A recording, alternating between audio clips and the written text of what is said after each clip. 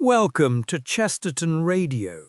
The world has never quite recovered from the sentence, "It was the best of times, it was the worst of times." Charles Dickens did not simply describe a century, he described the soul of man. In A Tale of Two Cities, we meet the familiar faces of history, the noble, the cruel, the frightened and the brave, all caught between the whirling wheels of revolution. Yet Dickens' genius was not in the roar of the mob or the rattle of the guillotine. It was in the quiet transformation of a single heart.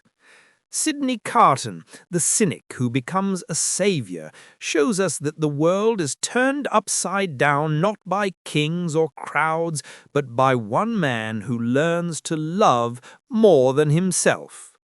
The world's great novel's dramatization you are about to hear brings this truth to the airwaves with reverence and strength. It captures not merely the noise of the revolution, but the still, small voice of redemption whispering beneath it. So listen well, for in these voices and echoes you may hear the sound of your own age, and perhaps of your own soul. World's great novels.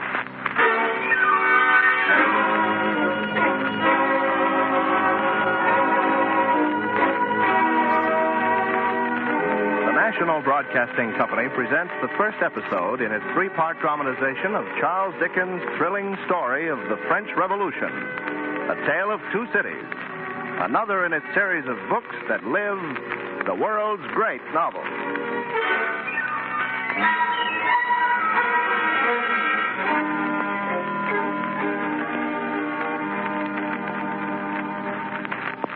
It was the best of times.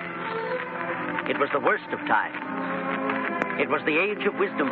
It was the age of folly. It was the epoch of belief. It was the epoch of doubt. It was the spring of hope. It was the winter of despair. We were all going direct to heaven. We were all going straight the other way. It was the year of our Lord, 1775. And in November of this year of 1775, the surface of life went on as usual.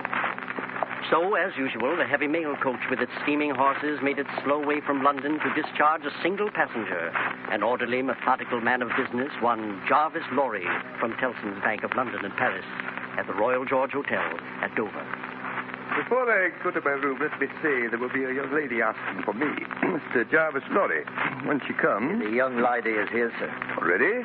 Well, bring her to me at once. Yes, sir. I will request her to come, sir. Now then, Lorry, business. Remember, it is business. But 18 years. Buried alive for 18 years. How am I to tell her? Here is the young lady, sir. You may go. Thank you, sir. Miss Manette, I kiss your hand. Pray sit down, sir. And you, miss. I received the letter from the bank. It is most kind of you to protect me on my journey to Paris. A pleasure, Miss Manette. Can you explain? The letter said something had been discovered about my poor father's property. It's property, yes. He had been dead so long. What is it about? It's rather difficult to begin. Mr. Lorry, are you quite a stranger to me? Am I not? I don't know. I sensed it. But go on. Well, then, Miss Manette, I should like to tell you the story of one of our customers. A story? Yes, about a doctor. He was from Beauvais. My father was a doctor from Beauvais. This doctor, I knew him in Paris. He was well known there. He dealt with my bank, with Tellson's. When was this? Well, we see now, 20 years ago. The doctor had a wife, an English lady. Mr. Lorry, I know you now. It was you who brought me to England after my mother died. I'm sure it was you. Yes, it was I, Miss Manette. Then this must be my father's story. Until now, they are the same.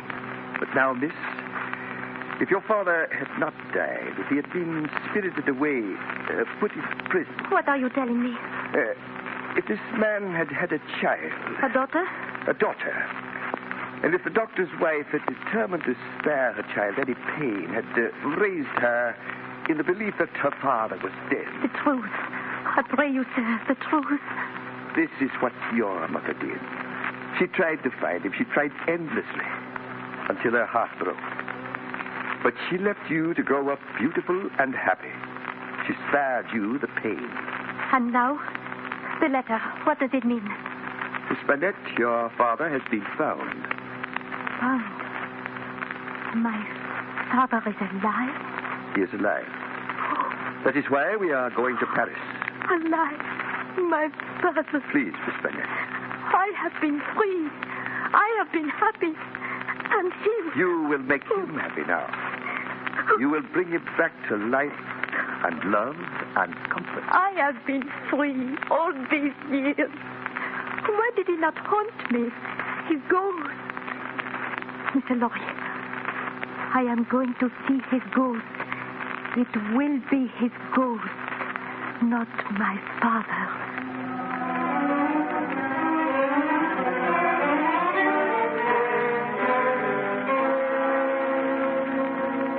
Paris, where reign a king with a large jaw and a queen with a fair face. Paris, where one of the towers of Notre Dame looks down on the grand hotel of a Monseigneur, the preparation of whose morning chocolate requires the aid of 4 strong men, in addition to the cook. And where the other tower of Notre Dame looks toward the quarter of Saint Antoine, in the streets of which the spilling of a barrel of wine is enough to bring the human rats out of every corner. Saint Antoine, like all of France, has its own Monseigneurs. Cold, dirt, sickness, and want. All of them nobles of great power who abide fittingly in the narrow, stinking streets. On the corner of one stands a wine shop, whose proprietor holds nightly converse with his friends, while his wife, like all the women of Saint Antoine, sits with her knitting, keeping her fingers busy, that the stomach may be less sensible of its want of work, until the appearance of 2 newcomers causes the shop to empty quickly, and the proprietor shortly to leave also with his visitors. Here are the stairs. Begin slowly. The climb is long. Is the doctor alone, Monsieur Defarge? Alone. God help him, who should be with him? Is he always alone? Of necessity, Monsieur Lorry. When they brought him to me, they warned me at my peril to be discreet. We are most grateful to you. I was his servant through many years, mademoiselle. If I can serve him Is still... he greatly changed? Changed? In the name of the devil, what do you expect? Perhaps he will have to stay a while until he gets stronger. He cannot. He must be gotten out of France at once. His life depends on it. Is it much farther? Only at the top of this flight. You have a key, monsieur. The door is locked. Aye, it is necessary. But why? Why? Because he was locked up so long he'd tear himself to pieces if his door were left open. This is possible. Many things are possible. Many things are done every day under that sky there. Long live the devil. Is it you, Jacques? It is I, Jacques. Who are these 3 men? Leave us, good boys. We have business here. Aye, Jacques. We have seen him. They were looking through the keyhole. You make a show of Monsieur Manette. To a chosen few. Is that well? I think it is well. I show him to men of my name. Men named Jacques. The sight will do them good. Wait a moment. Why do you do that? This, too, is necessary. You in there. Why does he shout at him? Hush, my dear. Come in. Come in. I am afraid. Come forward, mademoiselle. Yes. There is nothing to fear. What is he doing? What is that work? He's making shoes. All day from dawn to black dark, he's making shoes. You are still at work, I see. Yes. I am working. Are you going to finish that pair of shoes today? I suppose so. Oh, my father. Hush, my dear. You have a visitor. What did you say? Show monsieur the shoe you are working at. May I take it? Tell monsieur what kind of shoe it is. It is a lady's shoe. It is a lady's walking shoe. Tell monsieur your name. Give me my shoe. What is your name, shoemaker? My name? Yes. Tell me your name. My name. Number 105 North Tower. 105 North Tower. 105 North Tower.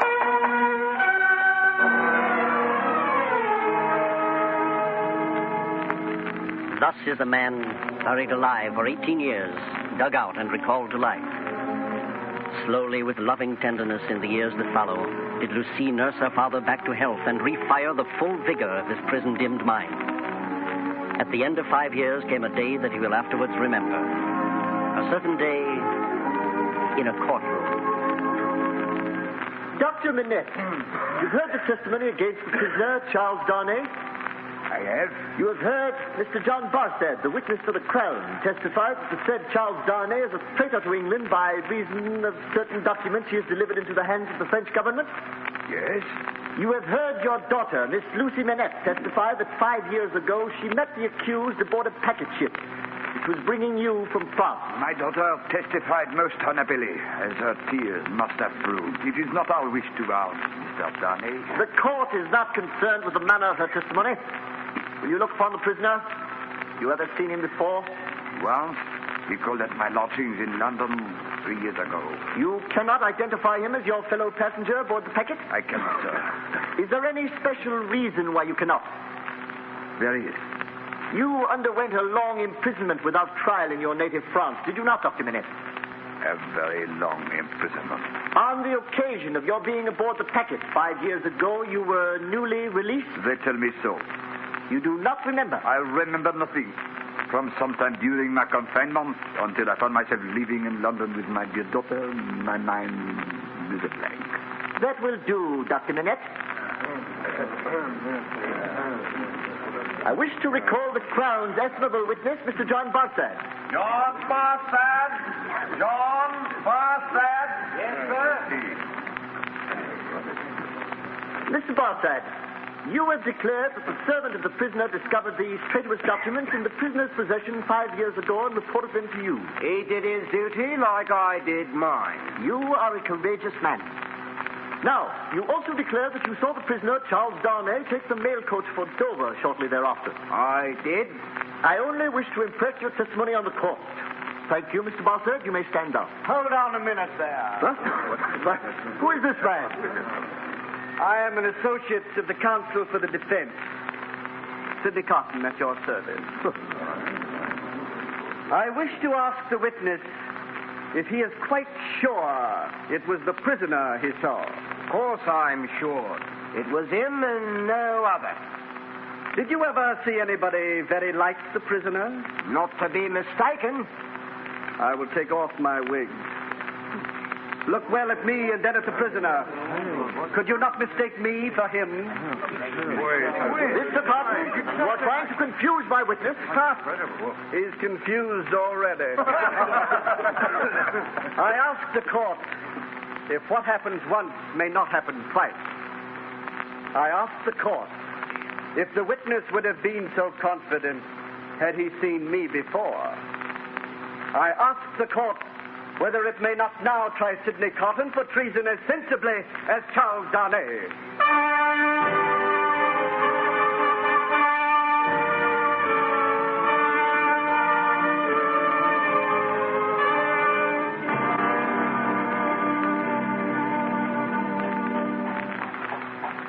Well, we have brought you off with honor, Mr. Darnay, in spite of that lying Barstead. I am most grateful, Mr. Leroy. As for you, Monsieur Carton, I owe you my life. A great debt to owe for a small accident. Can you forgive me, Mr. Darnay? Indeed, Miss Manette. I am sure your testimony did me more good than harm. Well, we must not stand here in the night fog. As a physician, will you not order us to our homes, Dr. Manette? What did you say? Mr. Lorry thinks we should go home, Father. You look at me very strangely, Doctor. Is anything wrong? No, nothing, Mr. Darnay. I thought for a moment that I knew your face, but it is nothing. Come away, Father. Yes, my dear. Good night, gentlemen. Good night, Carton. Mr. Darnay. Once again, my congratulations. Must be a strange night to you, Mr. Darnay, standing alone here in the street with your double. I hardly seem to belong to this world at all. I don't wonder. It's not so long since you were on your way to another. You sound faint. I think I am. Then why don't you dine? My arm, my friend. I'll show you to the best bottle of wine in Fleet Street.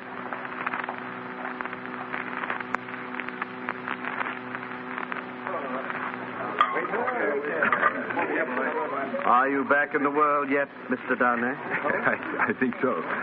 As for me, I only want to forget I belong to it. There's no good in it for me except this wine. Here, let me pour for you. Thank you. Call a health, Mr. Darnay. Give your toast.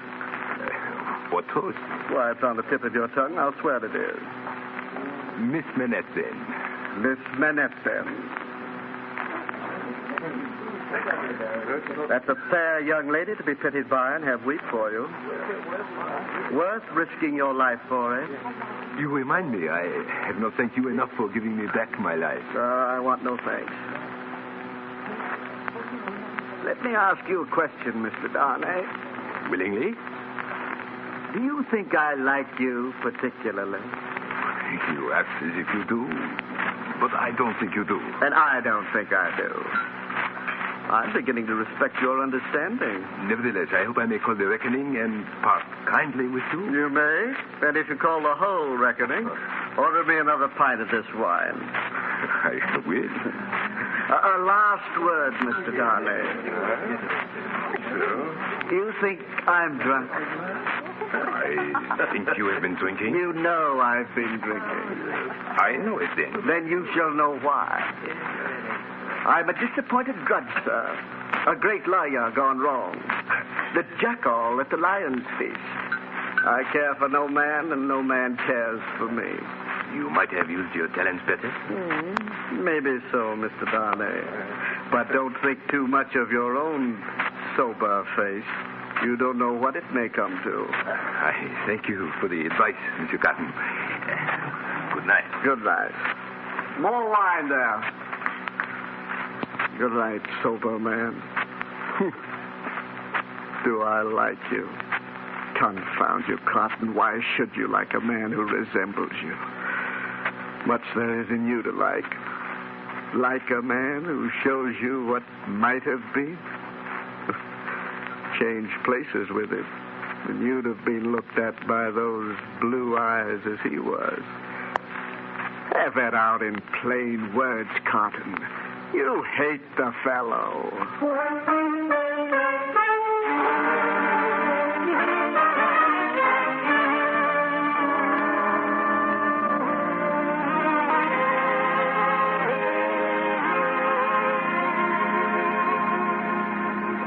It's like living out in the country, this house.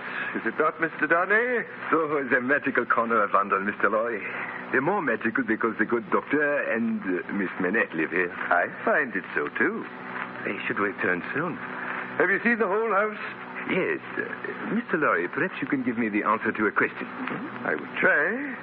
In the doctor's bedroom, I have seen a shoemaker's bench and a tray of tools. Why does he keep them there? I wonder, too. Miss Lucie tells me that she hears him sometimes in the night walking up and down like a man in a cell. But he never speaks. This looks like serious business for such a quiet day. Oh, come in, Mr. Carton. I am in. Carton? You are a mirror that sticks like a shadow, Mr. Darnay. I do not see a man all my life. Then, during 4 months, I see no one else. I think I hear Miss Manette and the doctor. They may be quite far off still. This corner picks up all the echoes from 3 streets around. I've noticed it, too. Sometimes there seem to be 1,000 footsteps here, and no one comes. They are here, nonetheless. Lucie, I was sure we would have here you they are. Come back, Mr. Carton. Lucie? My dear Doctor? friend, Gentlemen. sit down. We shall have tea at once. You've come home in good time, Doctor. We shall have a storm, I think. No storms come into this house, Mr. Lorry. My Lucie keeps them out. Where have you been walking? We have been out looking at some of the old buildings along Temple Bar. Here is the storm we were promised. Yes, in big drops. It comes slowly. It comes surely. The people are hurrying home in every street. Multitude of footsteps and not a soul to be seen. A multitude and yet a solitude. Sometimes I have sat here and listened and thought those footsteps were all the people who are coming into our lives by and by.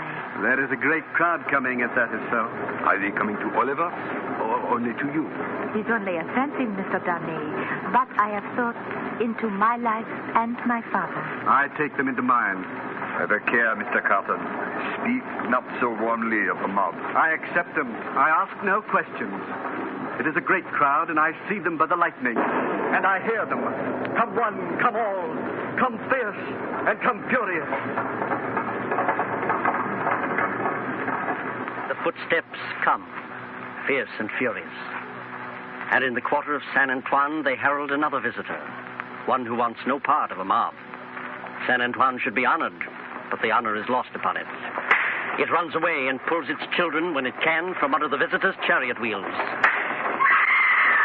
What's that? What is the matter? Why do we stop? An accident, Monseigneur. The coachman has got down. Well, get him up again. What has gone wrong out there? Oh, no, Monsieur le Marquis. It is a child. The horse trod upon it. That man, why does he make that abominable noise? Is it his child? Excuse me, Monsieur le Marquis. It is a pity, yes. My child. Mon pauvre enfant, monsieur. Still. He's dead. It is extraordinary to me that you people cannot take care of yourselves and your children. One or the other of you is forever in the way. How do I know what you have done to my horses? There is a gold piece. Enough of this noise. He's dead. Be afraid, man, my friend. It is better so. He has died in a moment without pain. He could not have lived an hour as happily. Ah, you are a philosopher, you there. How do they call you? They call me Defarge. Of what trade? Monsieur le Marquis, vendor of wine. Ah, there is gold for you too, vendor of wine. Pick it up and spend it as you will. The horses there, are they all right? Oui, Monseigneur. Drive on. There is your money, dog.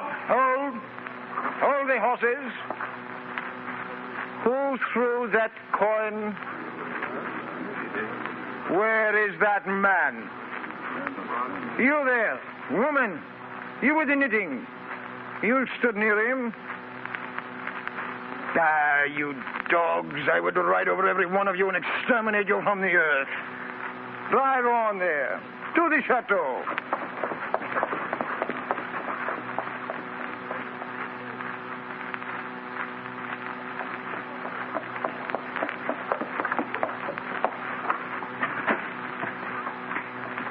My nephew, Monsieur Charles. Is he arrived from England? He is within, Monsieur le Marquis.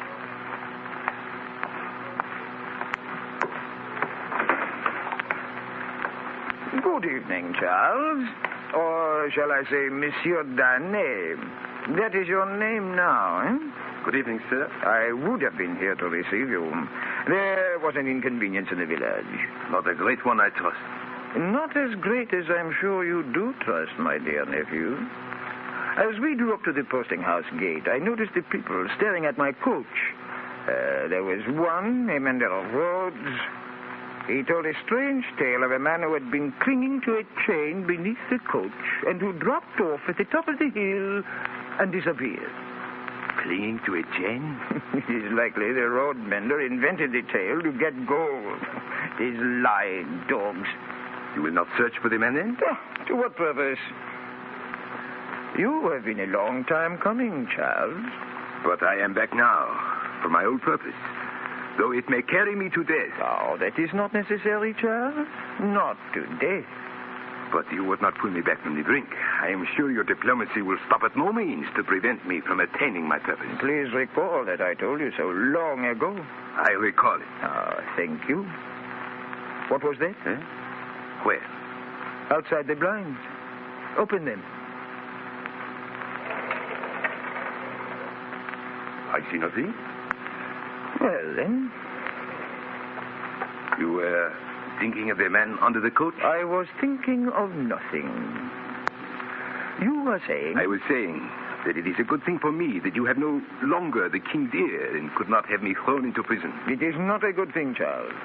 These gentle aids to the honor of families are too difficult to obtain now.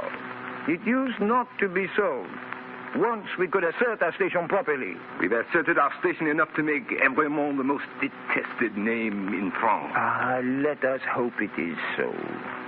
It is a compliment. We have done wrong, sir. We are reaping the fruits of wrong. We? Our family. Our honorable family. We've injured every human creature who stood between us and our pleasure. And why not, my friend? In your father's time... It is your time, too. Nothing can separate you. Death has done that. And has left me trying to undo some of the wrongs of the day. You dishonor the dead. My father, not my mother. With her last word, she begged me to have mercy, to redress. And now I spend my life seeking power and assistance in vain. You will seek them forever in vain if you seek them from me. You would do better to be rational and accept your destiny. But you are lost, I see, Monsieur Charles. This property and France are lost to me. I renounce them. This property is not yours to renounce.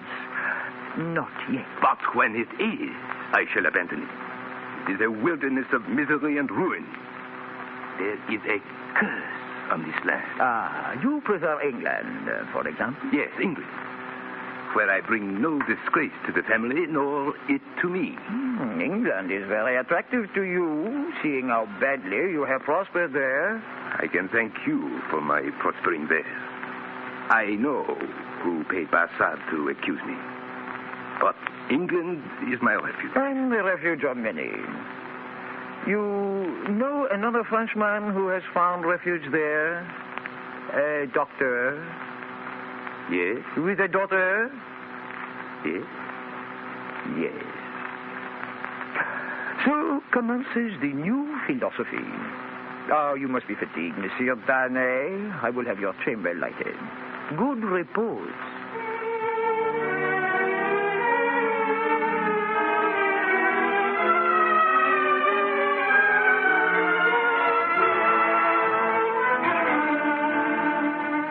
Night and the quiet are upon everything. Upon the marquis, within the gauze curtains that enfold his bed. Upon the carved stone faces that stare from under the eaves of the chateau. Upon the fountain dropping unseen and unheard. Upon the people of the village, asleep and dreaming of ease and banquets. Upon Saint Antoine far away. Upon all France. And when the night has passed and the routine of life is astir again, all things are as usual. All things. Then what news is it that the birds carry over the fields, so that the mender of roads on the sultry morning runs down the hill knee-high in dust? What news that the tocsin rings above the carved stone faces that show no surprise? Monsieur Charles! Monsieur Charles! Yes? What is it, man? Speak. Quickly, Monsieur Charles. Come quickly. Monseigneur! Monseigneur!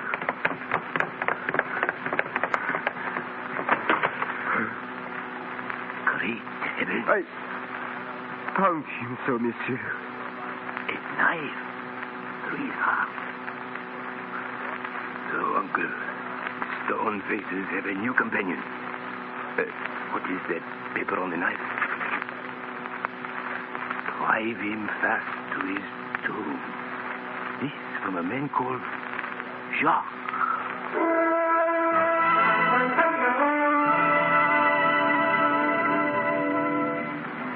The footsteps have come into the chamber. The footsteps carrying the knife into lives as yet untouched by its bite.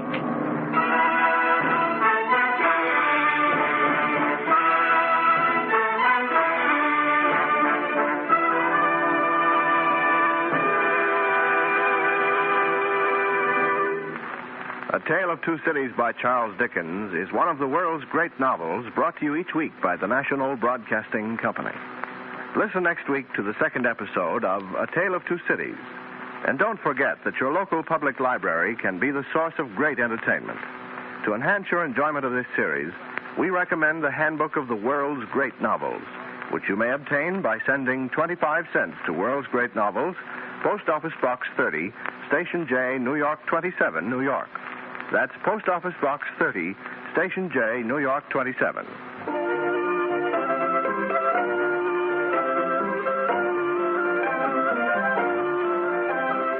A Tale of Two Cities is adapted for radio by Clarice A. Ross. The music was composed by Dick Shores, and the orchestra was directed by Bernard Berquist. The entire production was under the direction of Homer Heck. Geraldine Kay is featured as Lucy and Jonathan Hole as Sydney Carton. The narration is by Sherman Marks. Charles Darnay is played by Ken Nordine, Dr. Manette by Maurice Copeland, Jarvis Laurie by Jess Pugh, Defarge by Ken Griffin, the Marquis by Sid Breeze, the lawyer by George Kluge, and Barsad by Ted Liss. This is John Conrad. This program comes to you from Chicago and is a presentation of the National Broadcasting Company and its affiliated independent station. This is NBC, the National Broadcasting Company.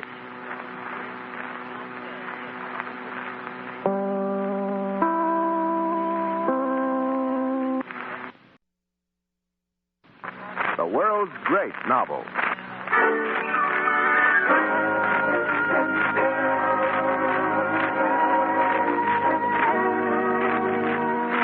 The National Broadcasting Company presents the second episode in its four-part dramatization of Charles Dickens' powerful story of innocent lives, pitted against the forces of fury. A tale of two cities.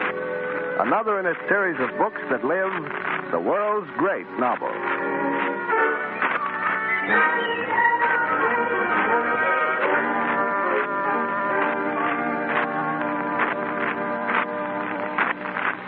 After 18 years' imprisonment in the Bastille, Dr. Alexander Manette has been rescued and taken to England by his daughter Lucie and their old friend Jarvis Laurie. The charm of their quiet life is shared by Charles Darnay, a young Frenchman, and Sydney Carton, a brilliant but dissipated lawyer. Between Darnay and Carton, there is an uncanny physical resemblance. But meanwhile, across the channel, the fury of a chained people gathers strength, and the first to bow to it is the Marquis Saint-Evremont, of the family of which Charles Darnay is a member, but which he has renounced forever. A year has passed since the mysterious death by stabbing of the Marquis and the return of Charles Darnay from France. A year in which he has prospered and been happy, keeping ever in his heart and before his eyes the image of one dear face. But of his love for Lucie Manette, he has spoken no word until, on a summer day, he seeks out her father in the quiet house in Soho. I'm glad to see you, Mr. Darnay. Thank you. Miss Manette is well? Quite well. She is out shopping with our good Miss Prose. I'm glad she's away, Doctor. I wanted to talk to you about Lucie. I've known your daughter for a year and a half, sir.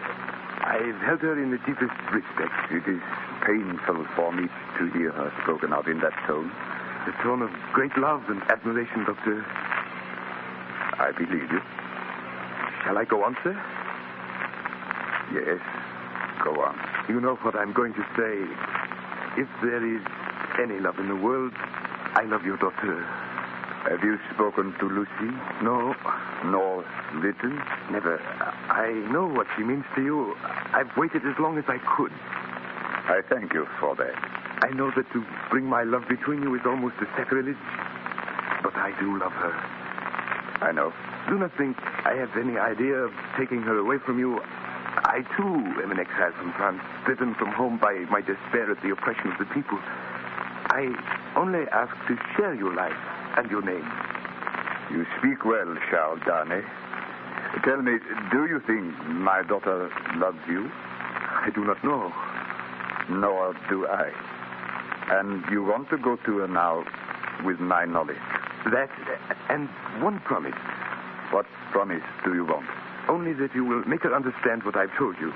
That I never want to come between you. I believe you. I give the promise. Thank you, sir. There's one thing more. I think you ought to know my name. Your name? I've seen you looking at me strangely sometimes, as though you knew who I really was. I want you to know now. Stop. Do not say any more. But I want no secrets from you. No more, I say. Very well, sir. But there is a reason why I'm in England. You should know it. And there is a reason why I'm in England. I do not want to hear you. If you marry Lucie, you shall tell me after the marriage, not before, Charles Darnay. I warn you, not before.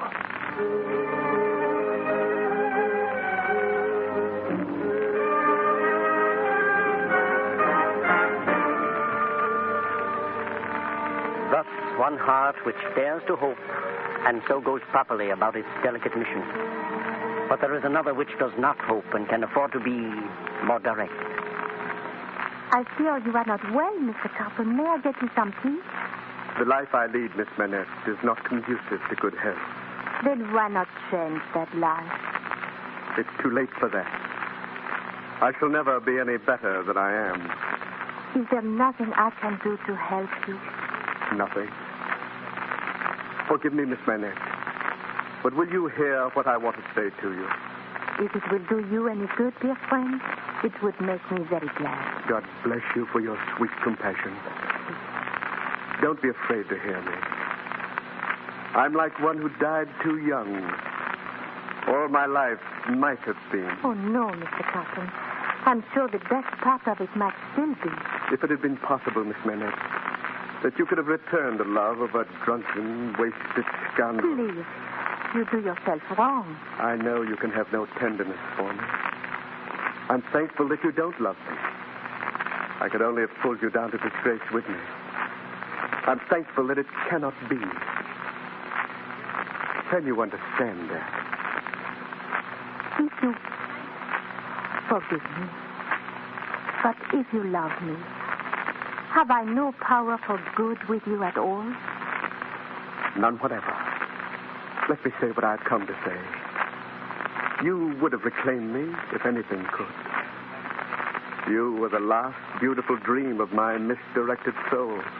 And is there nothing left of that dream? Nothing. I can live the rest of my poor life remembering that the last outpouring of my heart was to you, and that you could still find pity for me. God bless you. I'm not worth those tears. But will you believe one more thing? I will, Mr. Carton. Hold this in your mind sometime. Remember it for whatever it is worth. I shall never refer to this again. But I want you to know that for you, or anyone dear to you, I would do anything. Remember it, Miss Manette. There is a man who would give his life to keep a life you love beside you.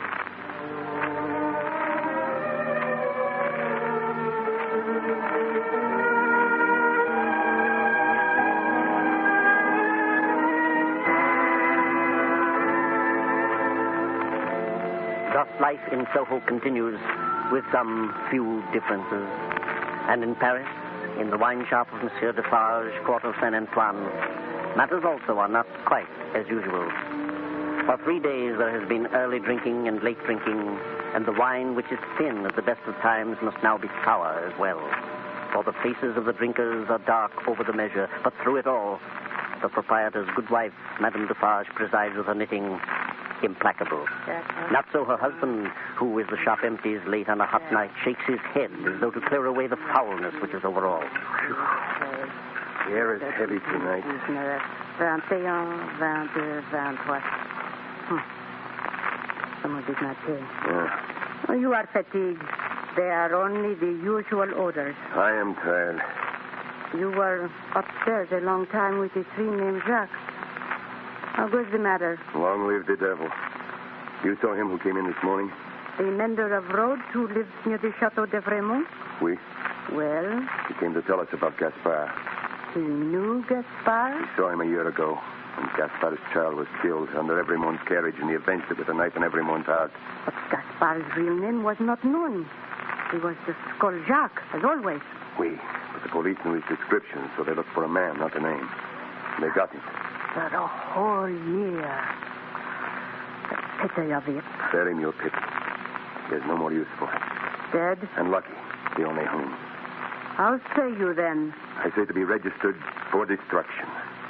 Chateau and all be ready. It shall be done. Our comrades had some doubts about your manner of keeping the register of those who are doomed in your knitting. I told them not to fear. My friends, they are my own speeches, my own symbols. They are plain as the sun to me and to no one else. They shall remain so. You have done well. You at least. Well, you are depressed. There is no reason. But, my dear... But, my dear, you are faint of heart tonight, my dear. Well, it is a long time. And when has it not been a long time? It is a rule. It does not take long to strike a man with lightning. But how long does it take to make the lightning? Tell me. A long time, I suppose. Aye. But when it is ready, it strikes. And everything goes to pieces before it. Meantime, it is preparing. That is your consolation. I were as sure as you are. I tell thee it is on the road and coming. Look at the lives we know. Look at their faces. A bark and such things lost. It will come. You saw Jacques of the police today. What did he tell thee? There are more spies commissioned for Saint Antoine. Who are they? Only one that he knows for sure. Well, I shall register him. His name? Barsad. He is English. So much the better. Christian name? John. Jean Barsad. Oui. Good. His appearance, is it known? Age about 40, height 5'9", black hair, dark eyes, nose inclined to the left cheek. Better than a portrait. He shall be registered tomorrow. We may not have to wait so long. How say you? Look down the street under the lamp there. It is our man, by my soul. He's coming here. Away with you, Defarge. Leave him to me. I'll stay near. I'm in my meeting. There. Let him stay long enough, and I will have him down. I'll be off with you. Have a care, sir.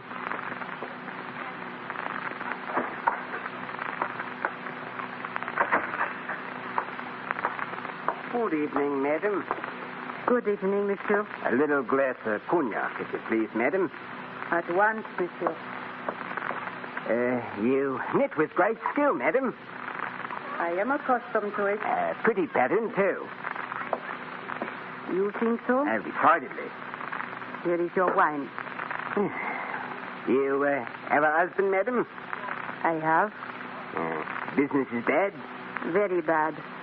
The people are so poor. The unfortunate people.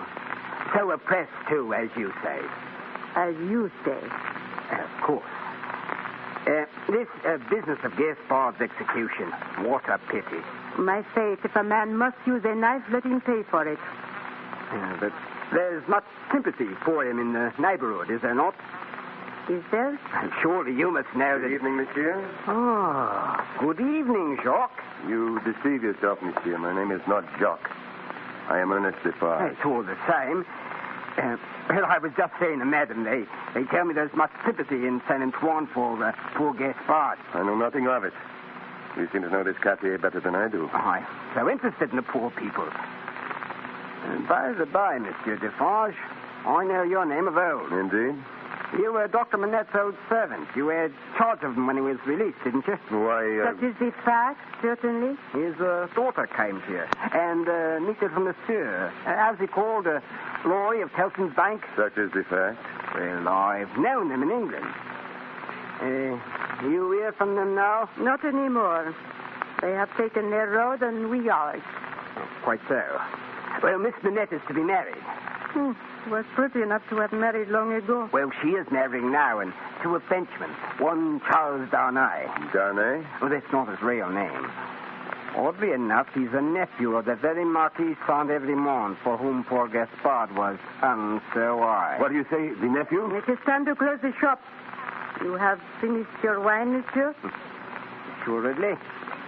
I bid you good night, madam, monsieur. I look forward to seeing you again.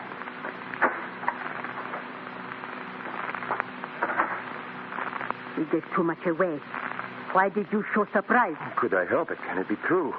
What he has said of Mademoiselle Manette. Since he said it, it is probably false. But it may be true. If it is. If it is? And if it does come, well, we live to see it triumph. What then, my friend? I hope for her sake, destiny will keep her husband out of France. His destiny will take him where he is to go. That is all I know. But is it not strange? Her father has been so dear to us. And now you are setting down her husband's name in your netting. His, and that infernal dog's, who just left here. Stranger things will happen when it does come. They are both here, and they are here for their merits. That is enough. This marriage, Defarge, it is no concern of mine.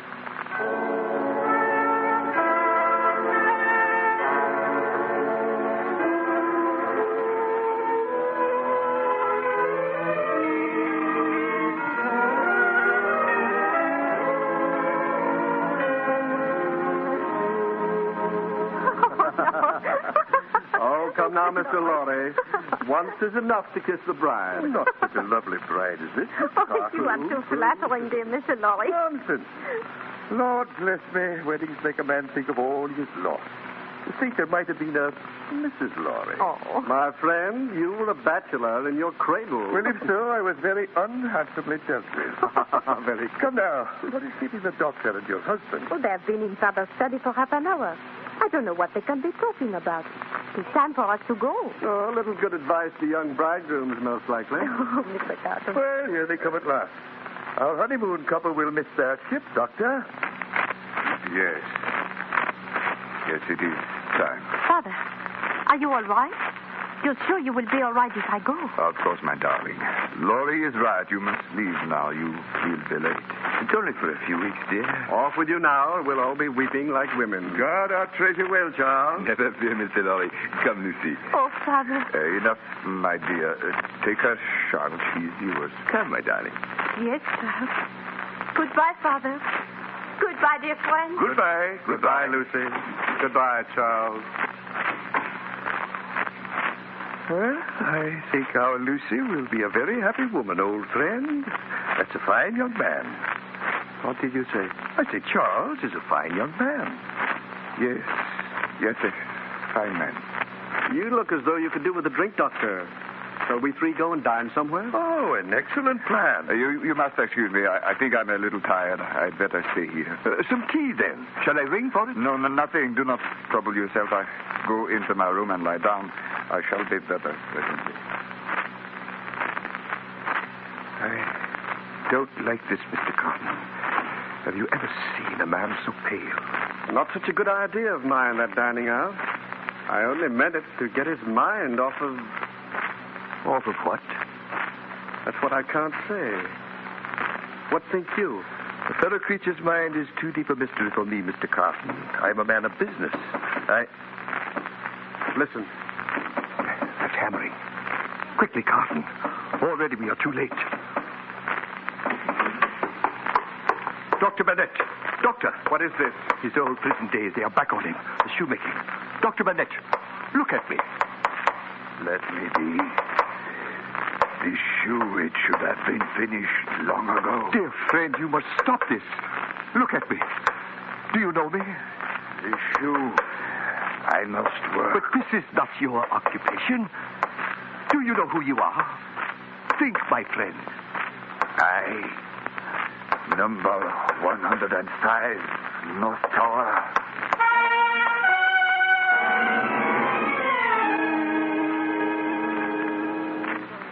A few days of this mysterious return to suffering, and then the good doctor recovered, and the years wove happiness around the lives of the family in the corner of London, in the friendly, echoing street, in the house where there is sunlight. The storm clouds lower slowly. The gathering of the lightning consumes 7 more years. 7 years. And then on a morning in July, Saint Antoine becomes a vast, dusty mass of scarecrows, heaving to and fro, of steel blades, muskets, and bayonets, of bloody fingers, unable to find another weapon, and setting themselves to force the very bricks from the walls. In the movement and the raging, one can perceive a center, a vortex, at a certain corner where stands a wine shop, and where Defarge labors with the strength of a man gone mad. Jock 3, keep near to me. Jock 1 and 2, separate. Lead as many patriots as you can. Where is my wife? Here you see me. Where do you go? I go with you, and my women follow. Yes, we can kill as well as men when the place is taken. Come then, patriots and friends, we are ready. To the Bastille! Deep ditches, double drawbridge, massive stone walls, 8 great towers, Cannon, muskets, fire and smoke, blazing torches, hard work and bravery, and the terrible sound of the living sea. 4 fierce hours, and still the stone walls, the drawbridge, the great towers. And then... Look! The white light! Take the And Defarge of the wine shop is swept over the lower drawbridge, past the stone walls, in among the fallen towers. You there, guard. Our pretty citizen. You want your miserable life? Kill the fool! Patience, Jock 3. You, show me the North Tower, quick. I will faithfully. But there is no one there. What is the meaning of 105 North Tower? The meaning, monsieur? Does it mean a captive or a cell? Or do you mean I shall strike you dead? Oh, kill him, I say! Monsieur, it is a cell. Show it to me and be quick, or your next breath is your last.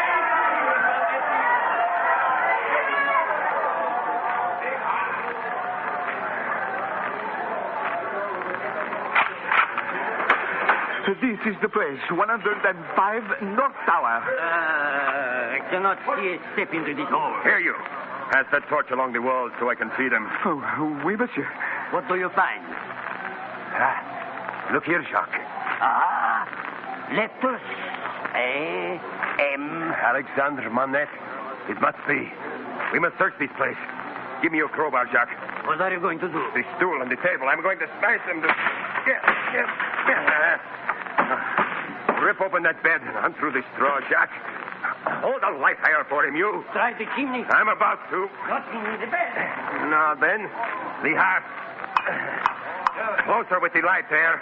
I've a mind to make a chimney sweep out of you on this spot. Oh, here, what's this? Find anything? Here, in this crevice. I'll just keep this writing. Nothing in the wood and nothing in the straw, Jacques? Nothing. Then set the torch to them. Quickly there. Oui, monsieur. Oui, monsieur. Oui, monsieur, the Bastille. You will burn. Let it burn high. And let all France burn with it.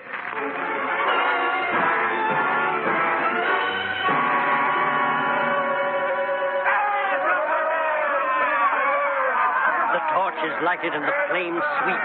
Here is this villain, the governor of the Bastille. What shall be done with him? And so Saint Antoine has a new kind of lamp, a swinging sentinel to light its vengeance.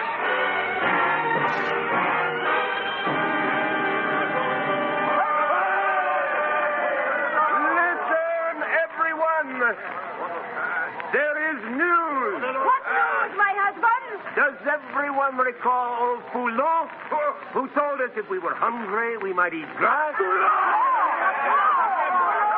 He is among us. But he is dead. Not dead. They have found him alive. I have seen him. Shall he fear us? And so an old sinner dies, choked by the grass he bespake so highly.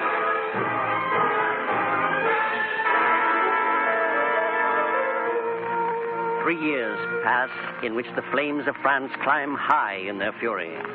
And in London, in August of the year 1792, Tellson and Company's bank is a place much changed.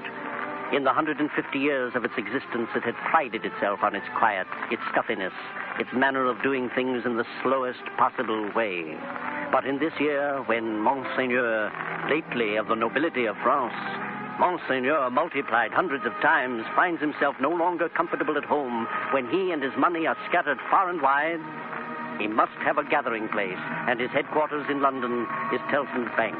Monseigneur fills the rooms of Tellson's, overflows its doors, and crowds around the shoulders of Mr. Jarvis Lorry, to his enormous inconvenience.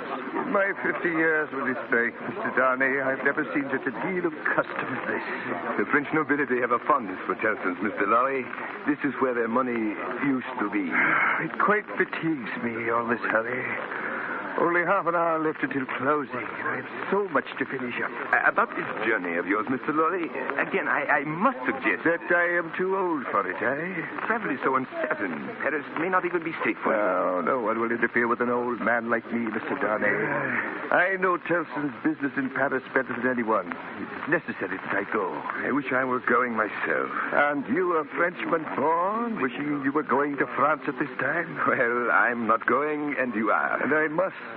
All of our books and papers over there are in danger. It's impossible to get anything out of Paris past the barriers. These things must be seen to. And you really go tonight? Within the hour. Well, I admire your youthfulness. Pardon, Monsieur Lorry. Yes, monsieur. What can I do for you? Have you found the man to whom that letter is addressed? Not yet, monsieur. Well, inform me if you do. I should be interested to see him. I've referred it to everyone here. No one knows the gentleman. What letter, Mr. Lorry? I have it here on my desk. Here it is. Very urgent. To Monsieur, heretofore the Marquis Saint-Evremont of France. To the care of Chesterton and Company, bankers, London. I know the fellow. Do you indeed, monsieur? Your pleasure, I'm sure. Will you take the letter, Charles? You know where to deliver it? I do. Please explain that it came here, and we had no idea where to forward it. I will do so. You start for Paris from here? From here. I will return to see you off. Very kind of you, Charles. Monsieur, heretofore the Marquis, for my long and faithful service as steward to your family, I, Gabelle, am now in danger of my life. So, Monsieur Lorry has found someone to deliver the letter, eh? Who is the man to whom it is addressed? Oh, the nephew of the polished Marquis who was murdered. No? Happy to say I never knew the renegade. They tell me that my crime is treason against the people, since I acted against them for you, an immigrant. I have explained to no avail that I have acted in their favor, not against them, according to your commands.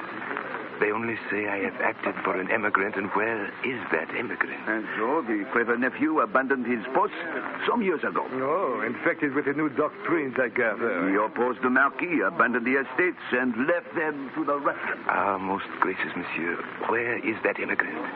I cry in my sleep here in this prison. Where is he? And there is no answer. For the love of heaven, for the honor of your noble name, I pray you to come to my release. My fault is only that I have been true to you. Oh, Monsieur the Marquis, I pray you, be true to me.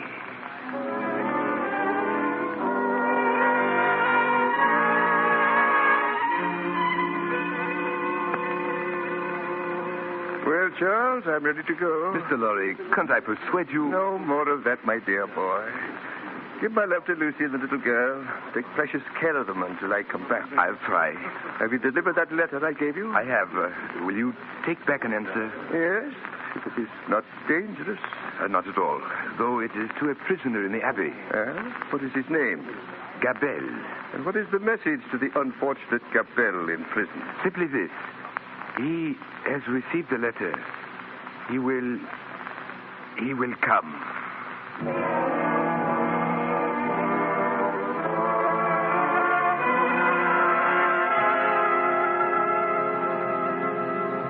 And drawn by the unseen force, Charles Darnay, unknown to anyone, left all that was dear on earth behind him and sailed away where the tides and the winds set strongly into the flames.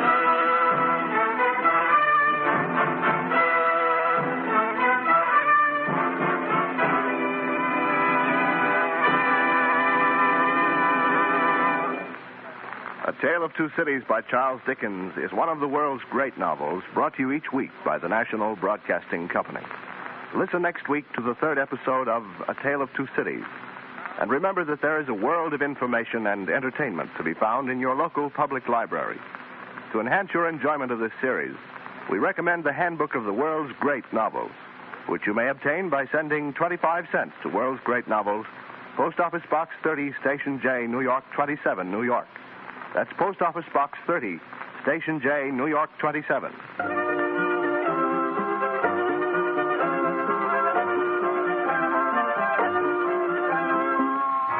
A Tale of Two Cities is adapted for radio by Clarence A. Ross. The music was composed by Dick Shores, and the orchestra was directed by Bernard Berquist. The entire production was under the direction of Homer Heck. Geraldine Kay is featured as Lucie, and Jonathan Hole as Sydney Carton. The narration is by Sherman Marks. Charles Darnay is played by Ken Nordine, Dr. Manette by Maurice Copeland, Defarge by Ken Griffin, Madame Defarge by Renee Rodier, Jarvis Laurie by Jess Pugh, and John Barsad by Ted Litz.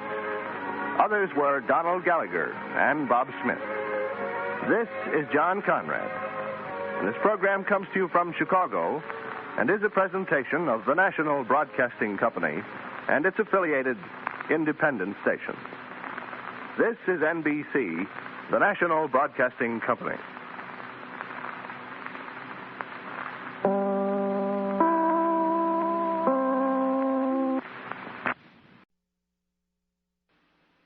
The world's great novels.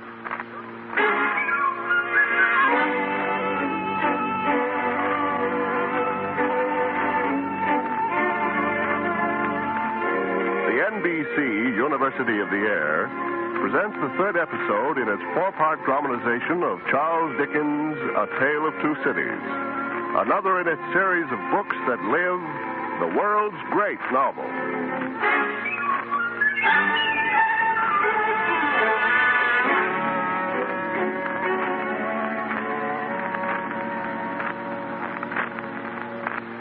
In the third year of the Revolution in France, the year 1792, Charles Darnay, last descendant of the family of Saint-Evremond, so hated by the French Republic, has left his quiet home in England, his wife and their child, and set out for Paris, hoping to save a friend who is in danger and all unknowing of the peril in which he is placing his own life.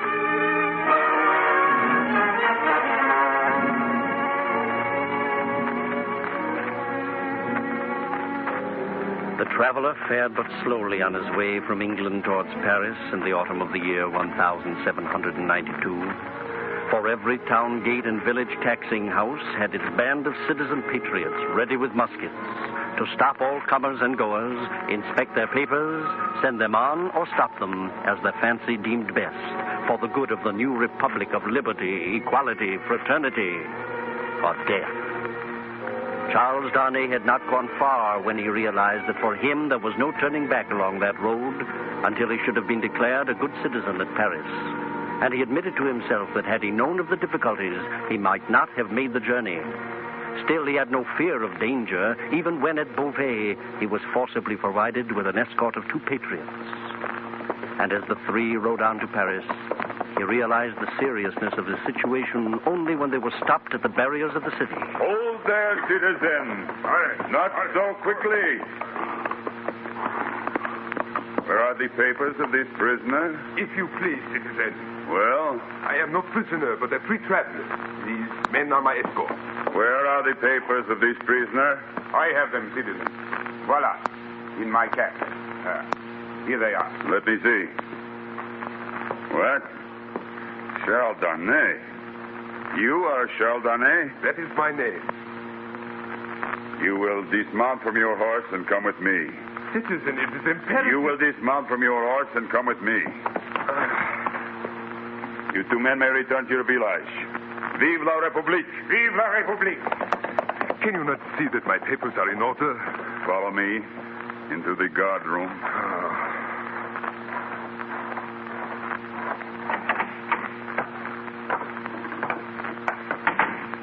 Whom have we here, Citizen Defarge? Marquis de Saint-Evremond, calling himself Charles Darnay.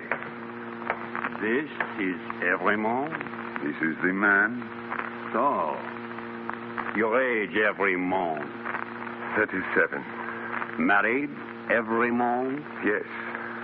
Where married? In England. Without doubt. Where is your wife, Evremond? In England. Without doubt. You are consigned, Evremond, to the prison of La Force. Prison? In the name of heaven, under what law? For what offense? We have new laws since you were here, Evremond, and new offenses. But I have a right. Emigrants have no rights, Evremond. Citizen Defarge, you will see to this matter. I will see to it, citizen. Come with me, Evremont. Vive la République. La République.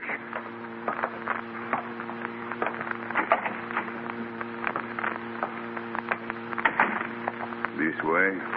But this is impossible. Enough. Tell me one thing. Is it you who married the daughter of Dr. Manette, once a prisoner in the Bastille? Yes. But how did you... My name is Defarge.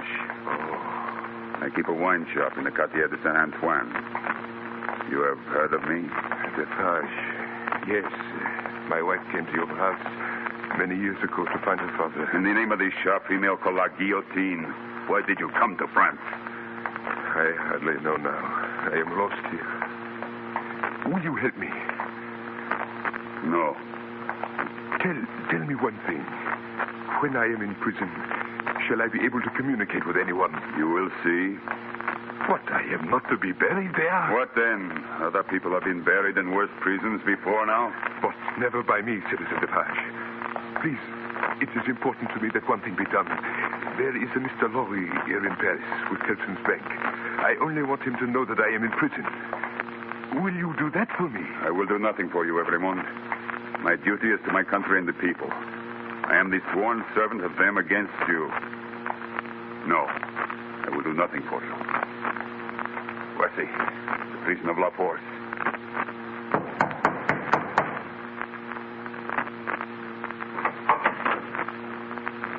What is this, citizen? You have not brought me another prisoner. The emigrant Evremont. What the devil? How many more of them? I leave him in your charge. Here are his papers. Take them and be quiet. Farewell, Evremont. Papers, prisoners. In secret, too. As if there weren't enough. What is that? In secret? You will see. Come with me, emigrant.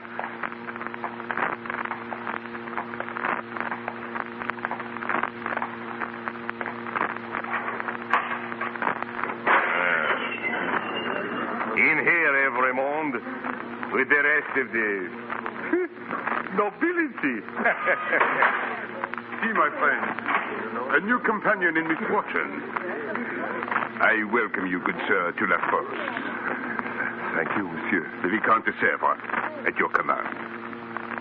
May your calamity be a short one. It would be impertinence elsewhere, but may we ask your name and condition? Charles, Marquis de Saint-Apomont. Again, welcome. But tell me, I hope you are not to be kept in secret. I have heard them say so. We regret it. But sometimes it has not lasted long. I agree to inform all of you in secret. Come along, Evremont. No more of this. Good wishes, monsieur.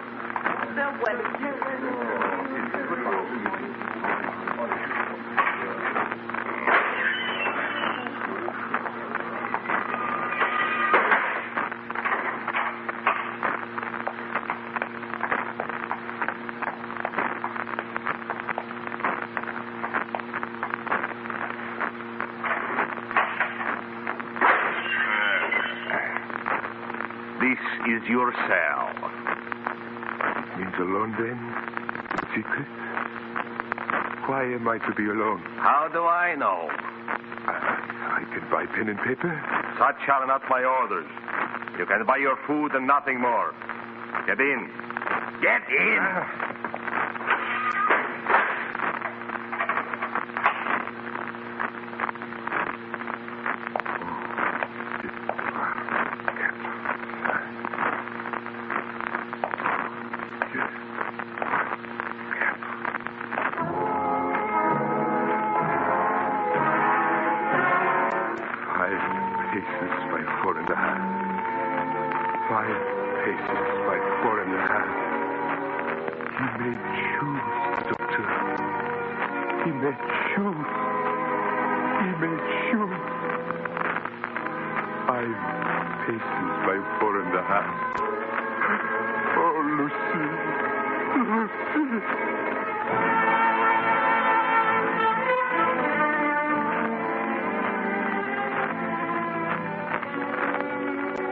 Mr. Jarvis Lorry, having come to Paris to do his duty as he saw it in the service of Tellson's Bank, found the violence which was so accepted there almost more than he could endure.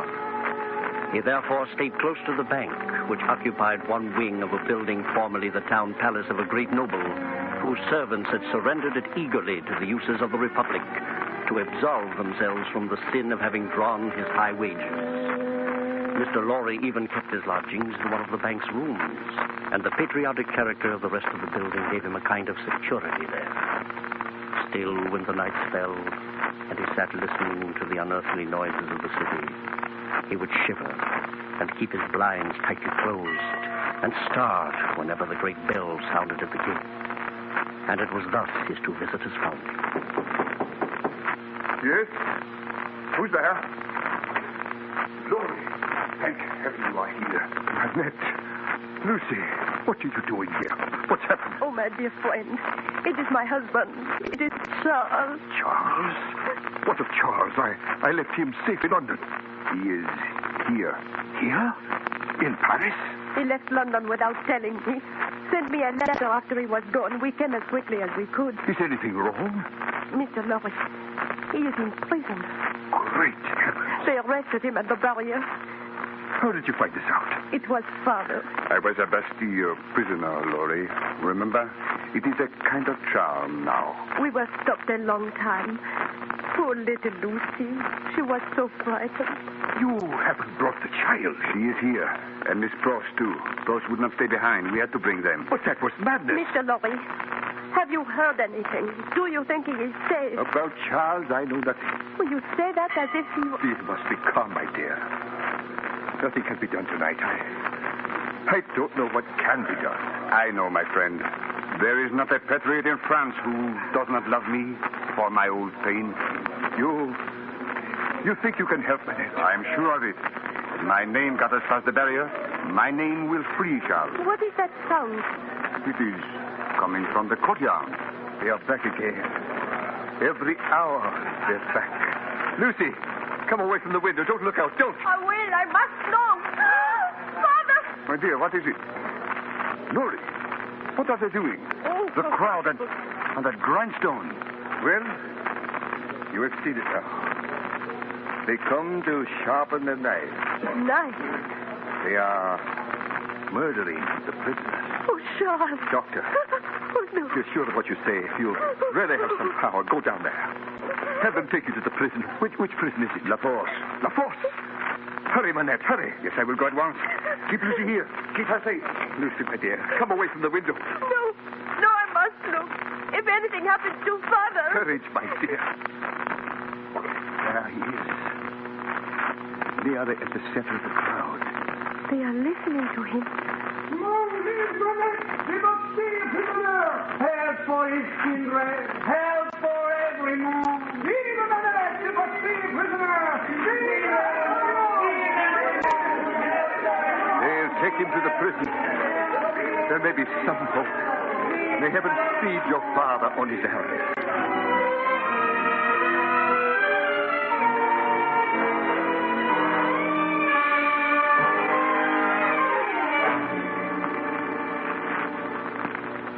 No news yet, Prose? No one has come, Lady Bird. Oh, Father has been gone so long. A whole day and night. Prose, what is Charles? Now, Lady Bird, the doctor will keep him safe. I'd like to get my hands on some of those murdering patriots. I'd show them what an Englishwoman can do. We must stay here, in our lodgings. We must do as Mr. Lorry told us. I'm only saying what I'd like. Prose, is little Lucie asleep? Ah, that she is, the little darling. Mr. Lorry, dear friend at last, is there any news? I have heard from your father. Yes? He thinks it best to stay at La Force a little longer, but Charles is safe. Oh, thank heaven. Has he been able to send me any word? There is a note. Monsieur Defarge brings it. He's going to find his wife. They will be directly. Monsieur Defarge? Remember, he was your father's old friend. It was a great favor that this note was allowed at all. Hush. I hear them coming. Oh, stay by me, Prose. I'll stay, Lady Bird, though I don't know a word of this French jabbering. Here is my wife. Good citizen. Citizeness, you have word from my husband? It is so. Here is the note. We have seen it. Yes. Dearest, courage, my brothers. Our child, it is true. He is safe. Oh, you were so kind to bring it. Let me kiss your hand, citizen. Keep away. But My dear, Madame Defarge has come to see you so that she may protect you. Protect me? Yes. There are frequent uprisings in the streets. Madame Defarge wishes to be able to identify you so that she may keep you from harm. I state the case, Citizen Defarge. It is so. Prose, you had better bring the child here. Let the Madame see her also. I'll bring her, but let that bold face put a hand on. What says the ugly one? Only that she will get the child. She has been with Dr. Manette in England for many years, and she knows no French. So, come then, my pretty. Only for a moment. Is that his child? Yes, Madame. This is our poor prisoner's little daughter. It is enough, my husband. I have seen them. We may go. Citizeness, wait. Well? You will be good to my poor husband. You will help me to see him if you can. Your husband is not my business here. It is your father's daughter who is my business here. For my sake, then, be merciful. We are more afraid of you than anyone. What was it your husband said in that little letter? Did he not say something about influence? He said my father had much influence around him. Surely it will release your husband. Let it do so. But I beg you, do not use your power against my husband. Use it to help me. As a wife and mother, I beg you. The wives and mothers we have been used to see since we were as little as this child have not been greatly considered, right, Defarge? No. We have known their husbands and fathers laid in prison and kept from them long enough. All our lives, we have seen wives and mothers and their children suffer poverty and oppression and neglect. We have seen nothing else. We have borne this a long time. Judge you then. It is not likely that the trouble of one wife and mother could be much to us now.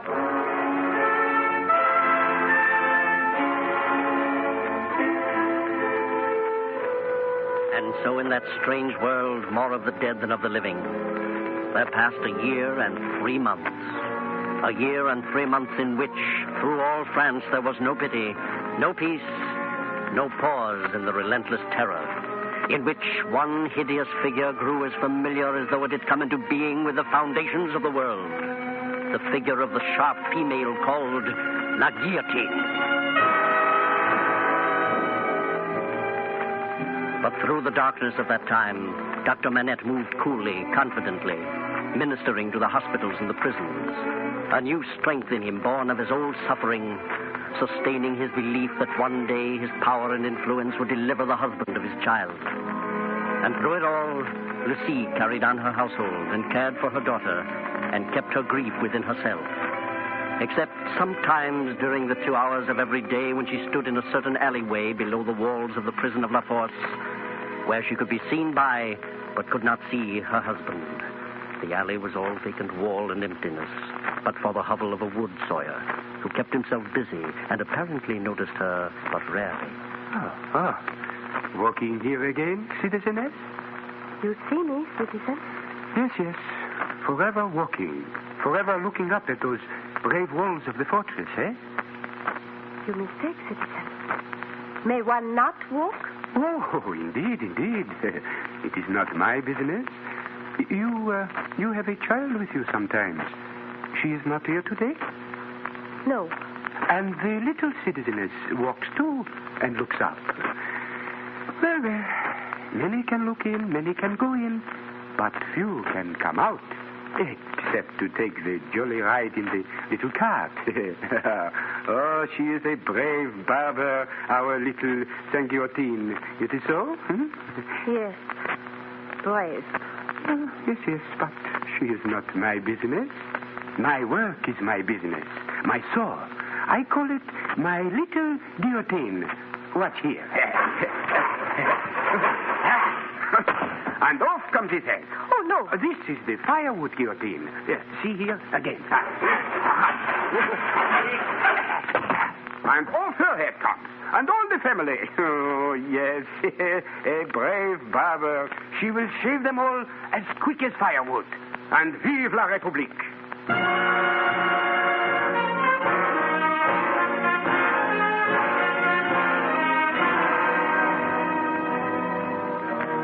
This for a year and 3 months, while every night the list was read out at the prison, and those names said their farewells, and went the next day to their trials, and from thence to take their places in the tumbrils, bringing the sharp lady her daily ration. But at the end of that time... Lucie, I have news. What news, Father? I have received information. Charles is summoned for tomorrow. For tomorrow? He has not yet received the notice, but I am sure of it. Oh. Are you afraid? Yes. My poor child, you must trust in me. Oh, Father, I do. There is no time to lose. But I am well prepared. There is much to do. Father, if they should condemn They him... will not. He will be back with you in a few hours, Lucie. I will make sure of everything. Nothing can go wrong. Nothing.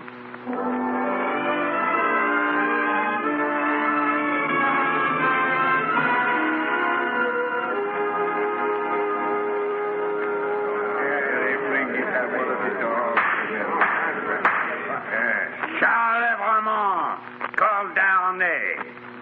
The public prosecutor will read the accusation.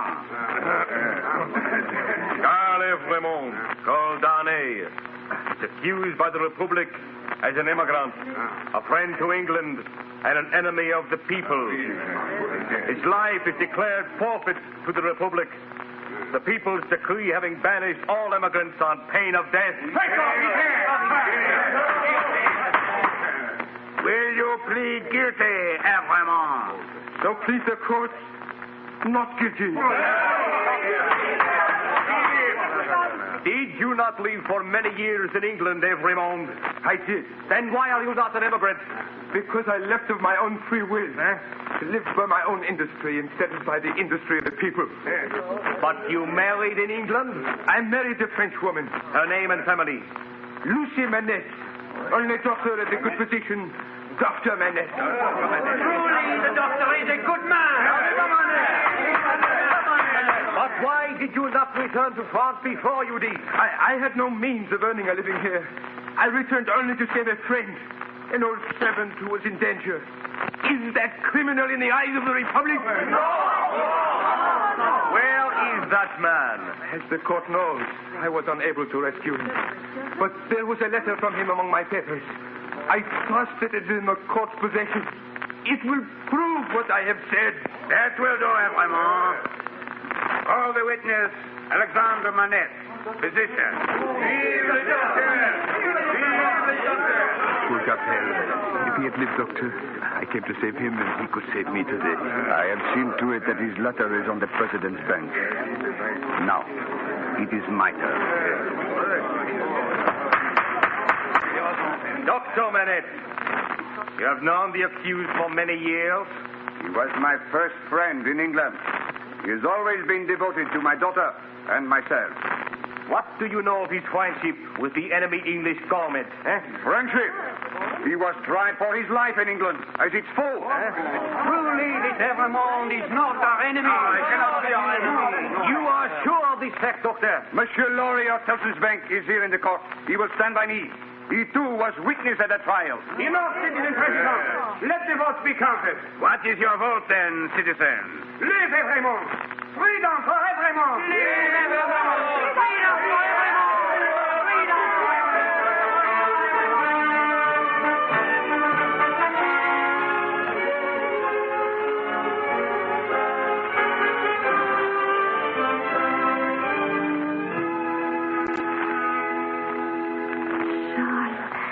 Charles, I can hardly believe you're really here. It's true, my darling, nonetheless. Oh, so long.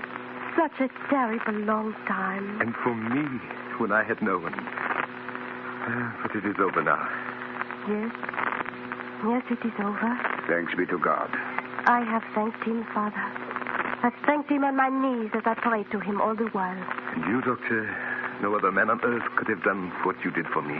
For you, Charles, and for my child. She brought me back to life. If I had failed to save you for her, I would have been a poor creature indeed. And now, Father, may we not go home soon? I fear not, dearest. If we could get back to England, all of us, out of this terrible city. Not yet, my child. It would not be safe for Charles to try to leave. Your father is right, Lucie. When we leave, it must not look like a flight. No, it would be very unsafe. We must stay here yet a while. But it is not safe here, either. I know it. Safe as anyone can be in Paris? After all, I was set free today. I am a good citizen now. Yes, Lucie, you saw how the people carried him home on their shoulders. There is no reason for them to change their mind. Perhaps not. And yet I am afraid. Lucie, dear, you have been so brave. I know, Father. But it is just that I have him back now. And yet there are so many, as innocent as he, who die every day. Dearest, try not to think of it. Let us pretend we are at our own fireside in London. No, I cannot, Charles. There were no tumbrils rolling in London. Keep your courage up, dear heart. We shall be away before long. What was that? I heard nothing. Oh, nor I. Oh, what a state you are in, my dear. You are startled by nothing at all. I thought I heard strange feet on the stairs. Well, if you did, you only hear Prose coming back from her marketing. She is a... Father! Hi, Charles, save him. My child, I have saved him. What weakness is this? Let me go to the door. Who are you, citizen? What do you want? The citizen of Raymond, called Darnay. Who seeks him? We seek him. I know you, Raymond. I saw you before the tribunal this morning. Well, I am Raymond. You are again the prisoner of the Republic. Charles! What is this? Why am I a prisoner again? It is enough that you return straight to the conciergerie. You are summoned for tomorrow. Citizen, you have said that you know him. Do you know me? We all know you, Citizen Doctor. Then tell me, how does this happen? He has been denounced to the section of Saint-Antoine. Saint-Antoine accuses him. Of what? Citizen Doctor, you must be honored to make sacrifices to the Republic. Evermond, we are pressed. Very well, I am coming. One word. Who denounces him? It is against the rule to tell. But he is denounced most gravely by the citizen and citizeness Defarge. So they have done this? And by one other. What other? I demand an answer. Then you shall have your answer, Dr. Manette. Tomorrow.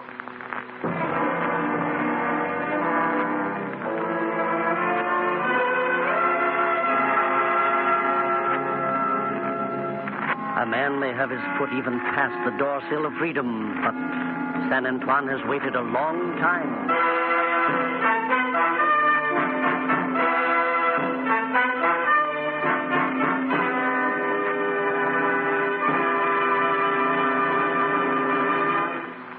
A Tale of Two Cities by Charles Dickens is one of the world's great novels, brought to you each week by the National Broadcasting Company. Listen next week to the final episode of A Tale of Two Cities. And remember, there is a world of information and entertainment to be found in your local public library. To enhance your enjoyment of this series, we recommend the Handbook of the World's Great Novels, which you may obtain by sending 25 cents to World's Great Novels, Post Office Box 30, Station J, New York 27, New York. That's Post Office Box 30, Station J, New York 27.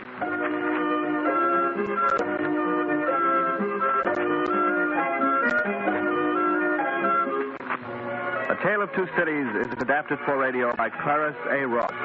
The music was composed by Dick Shores, and the orchestra was directed by Bernard Berquist. The entire production was under the direction of Homer Heck. Geraldine Kay is featured as Lucie, Maurice Copeland as Dr. Manette, and Ken Nordine as Charles Darnay. Jarvis Laurie is played by Just Hughes, Defarge by Ken Griffin, and Madame Defarge by Renee Rodier. The narration by Sherman Marks. Others were Hope Summers, Morris Aplon, Charles Mountain, Cliff Norton, and Les Spears. This is John Conrad.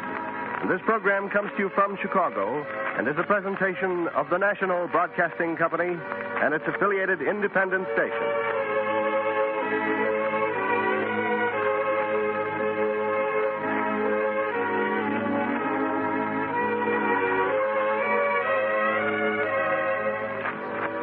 A man may have his foot past the doorstep of freedom, but the 100 years following the French Revolution have shown us that freedom cannot be preserved by singing the Marseillaise or the Star-Spangled Banner.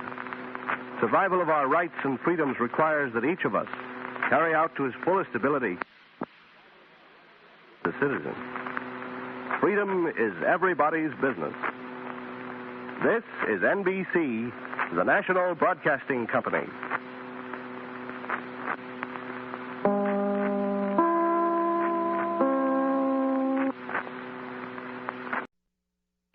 The world's great novels.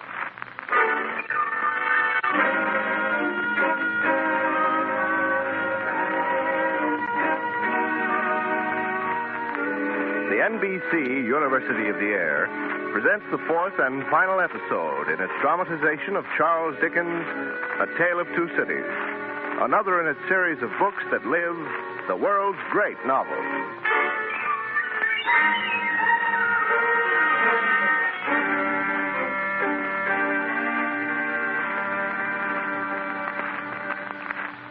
Charles Darnay, imprisoned by the Republic for a year and 3 months after his return to France, was finally released after trial because of the influence and popularity of his father-in-law, Dr. Manette.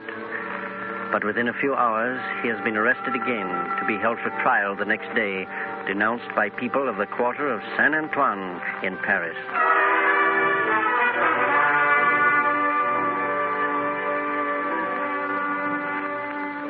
While Darnay, a free man for so short a time, counts the hours behind the gray walls of the conciergerie, while his wife Lucie and her father pray helplessly through the endless night, a new arrival on the scene sits with Mr. Jarvis Lorry in that gentleman's rooms above Tellson's Bank, laying certain plans which may or may not be of use. I'm glad to see you here, Mr. Carton, but I still can't understand what you're doing in Paris. As I told you, Mr. Lorry, there was little to keep me in London. I came to be useful. Heaven grant you may be. Poor Charles. It is a cruel thing. Perhaps Dr. Manette will be able to help him again tomorrow as he did today. The trial is tomorrow, isn't it? I believe so. They're bragging in the streets that the little barber shaved off the heads of 63 today. Yes. No man's life is worth the purchase. I don't know if we can depend on the doctor for tomorrow. What then? I'm not sure, Mr. Lorry. I roamed the streets for a while this evening before I came to you. I happened on an old acquaintance. Someone who can help us? Not much. But if things go badly for Charles, he'll arrange for me to see Charles once. But that will not save him. I don't say it will. And there is nothing to be done. Nothing. Not Lucie. Lucie. Mr. Lorry, how does she look? Unhappy and very beautiful. Yes. Very beautiful.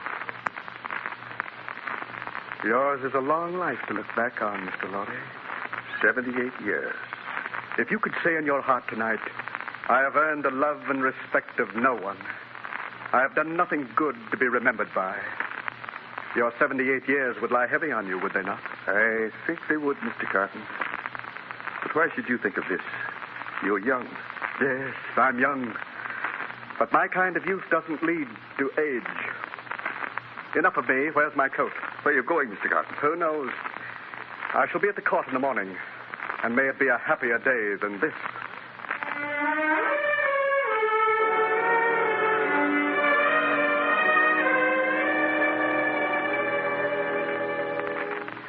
Behind the lighted windows of Paris, people are going to rest. The streets are quiet. And in them, a tired and restless man walks to the beat of ancient words remembered dimly. I am the resurrection and the life, saith the Lord. He that believeth in me, though he were dead, yet shall he live. And whosoever liveth and believeth in me shall never die.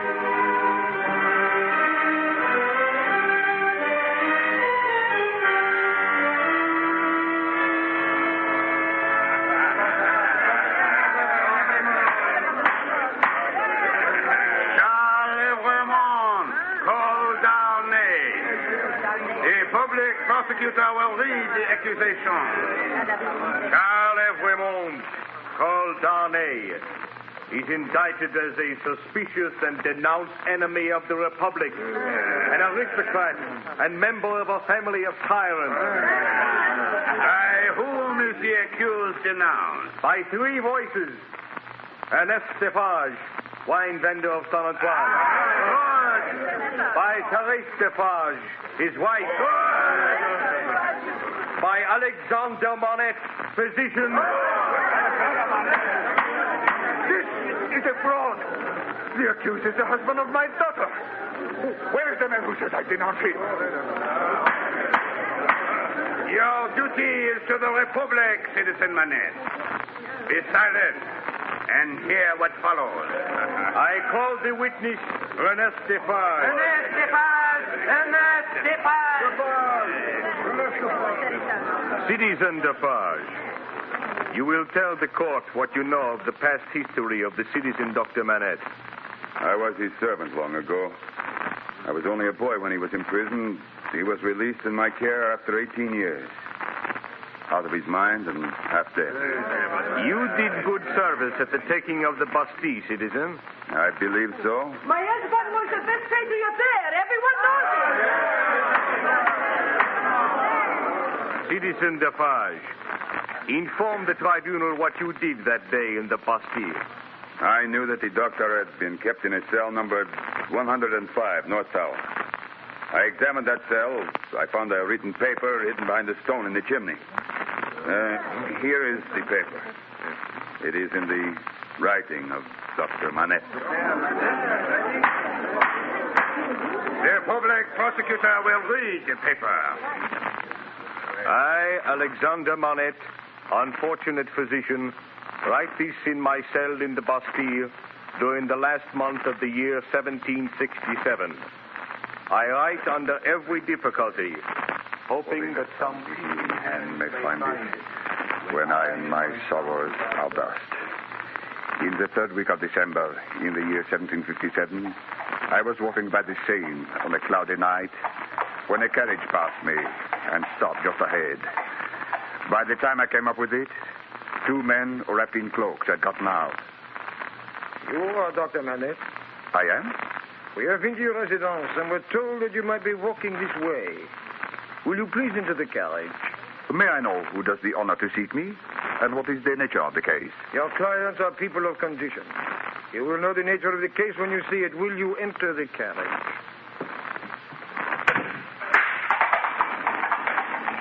They were armed. I was not. I could do nothing but comply. We passed the North Barrier and came out on the country road and stopped at a solitary house where I perceived the men to be twin brothers. I was taken to an upper chamber where I found a beautiful young girl tossing and shrieking in the high fever of the brain. My brother, my husband, my father, my brother. How long has this lasted? This is our last night. She has a husband, a father, and a brother? She has a brother. You are not her brother? No, monsieur.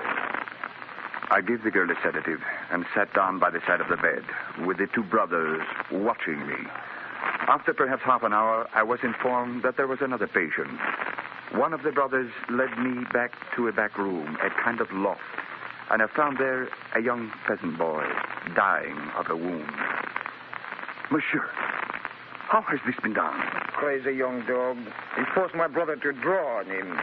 He fell by my brother's sword, like a gentleman. Doctor? Yes, my boy? They are very proud, these nobles.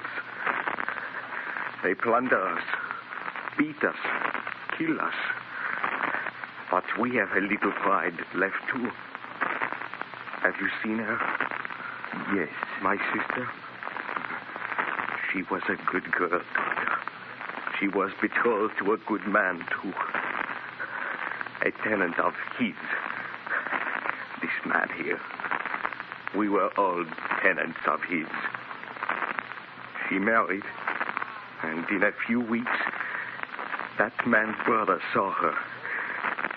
He asked that she be lent to him. What do our marriages mean to them? They tried to persuade her husband to use his influence, to make her willing. Shall I tell you how? They harnessed him to a cart and drove him. They kept him in the swamps all night to quiet the frogs. It is among the rights of the nobles.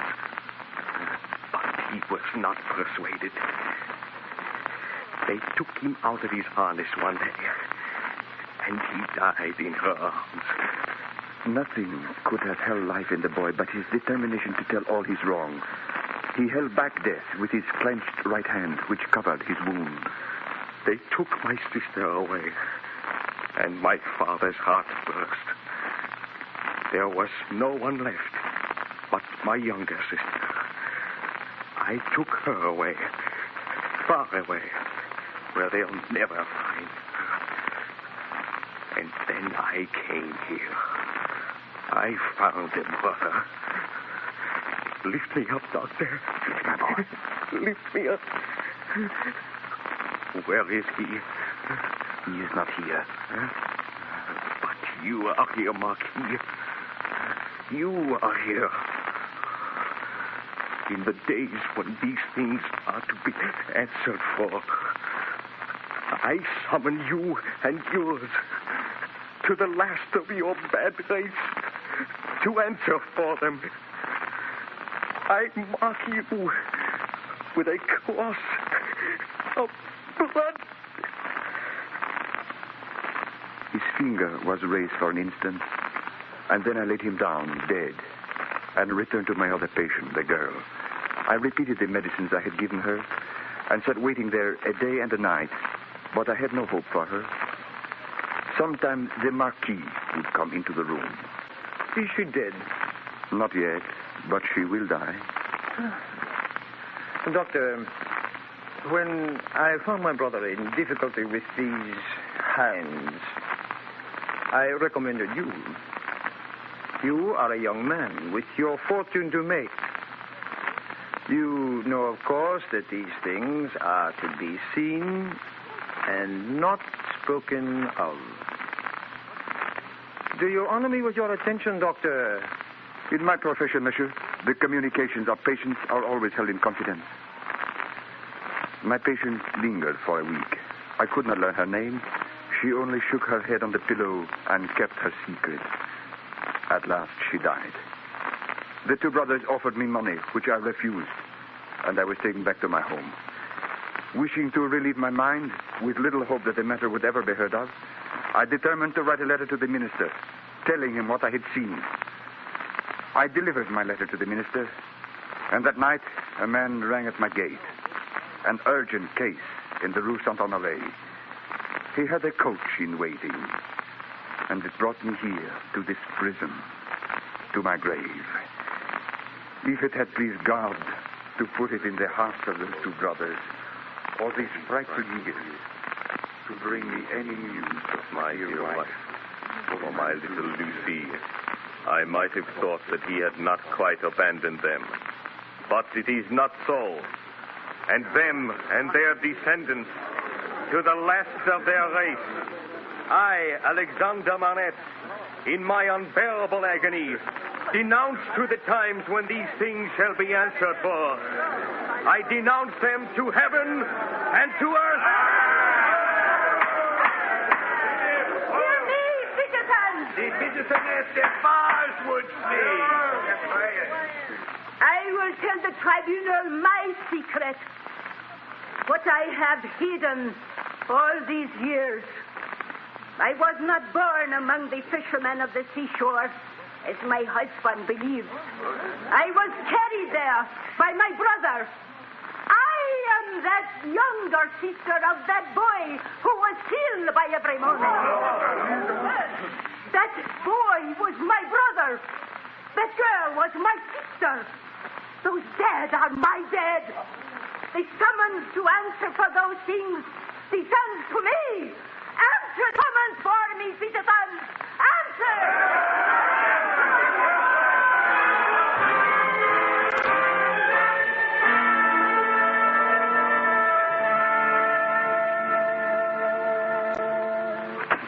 Yes?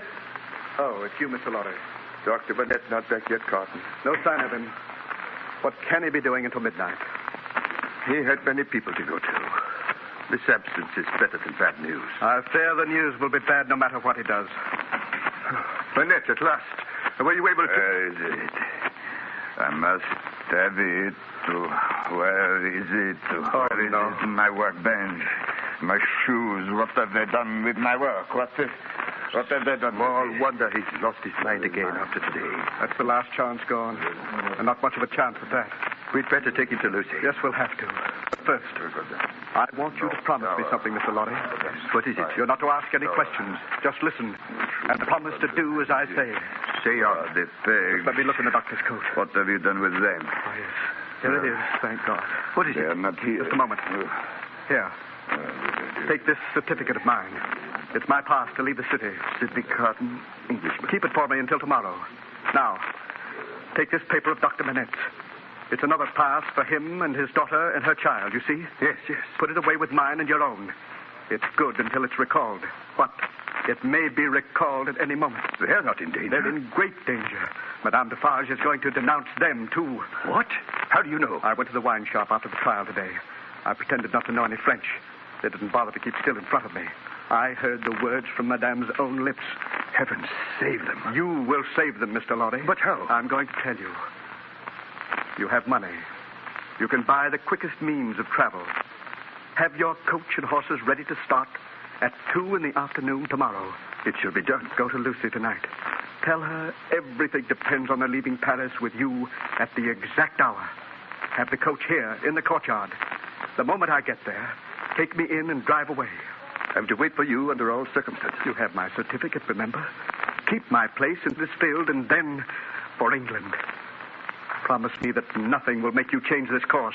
Nothing, Carton. Remember it tomorrow. Change or delay for any reason, and everything is lost. I shall not forget. I hope to do my part faithfully. And I hope to do mine, Mr. Lorry. And now, goodbye.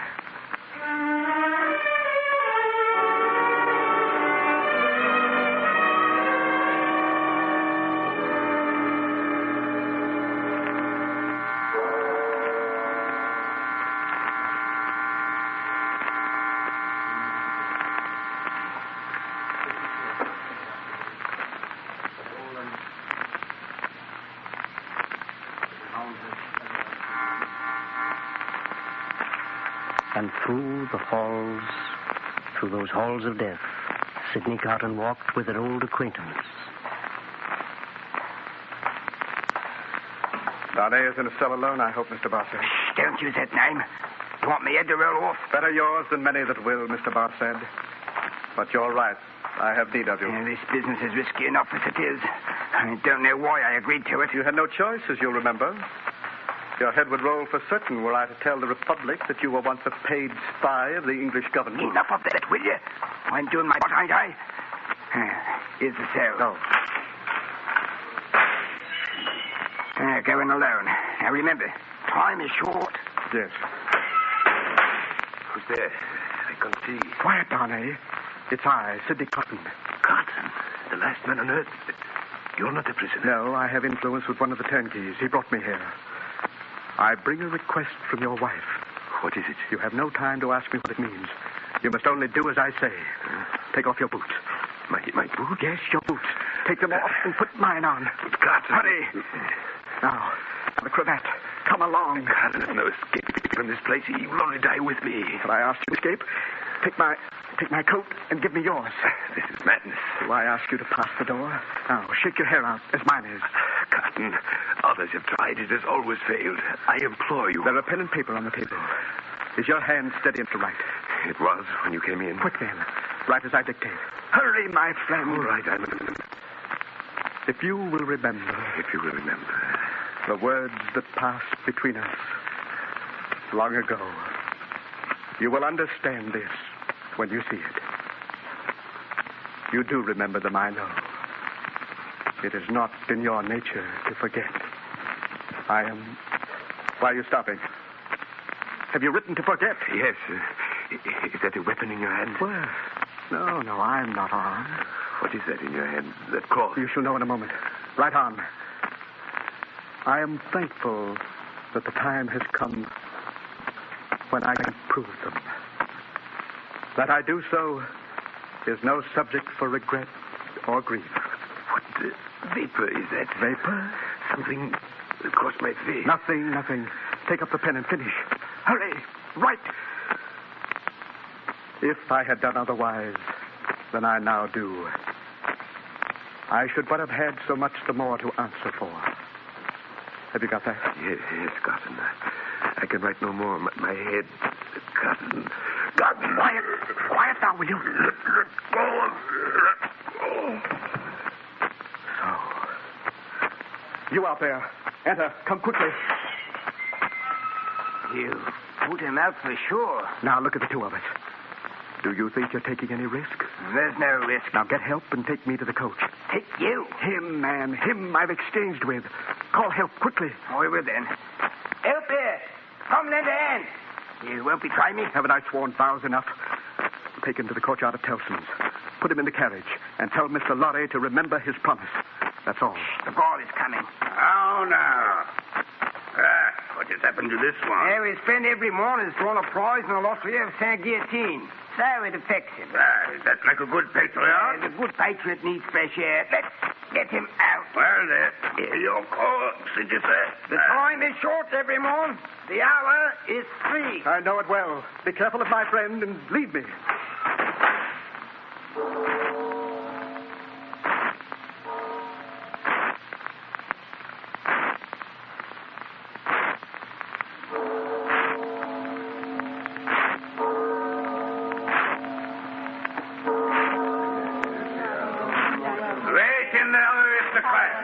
Your carriages will be ready in a moment. Citizen Vraiment? Yes? I am a poor spinster. I was with you in the prison of La Force. Oh? Oh, yes, I forget what you were accused of. Plot. Is it likely? Oh, a plot with a little thing like me. I have done nothing, citizen. I know. I am not afraid to die. If only the Republic would profit by my death, but how can that be? I don't know, my dear. If I ride with you, Citizen Vraiment, will you let me hold your hand? Of course. Thank you. It will give me courage. You... Oh, why, you are not... Hush. You are dying for him. Hush. Yes. You will let me hold your hand, brave stranger. Yes, my poor sister, to the last.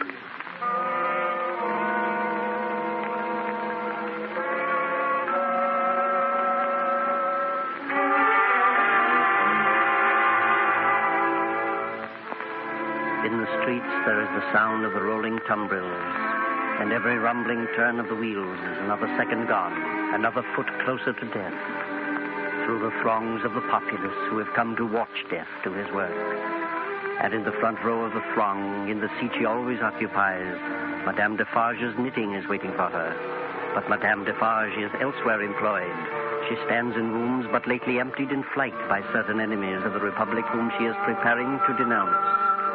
She stands facing a woman as stern as she, and though neither can understand the other's speech, each can see clearly enough into the other's heart. The wife of Evrimond. Where is she? You shall not get the better of me, madame. I am an Englishwoman. You are the one called Prose. You are only a servant.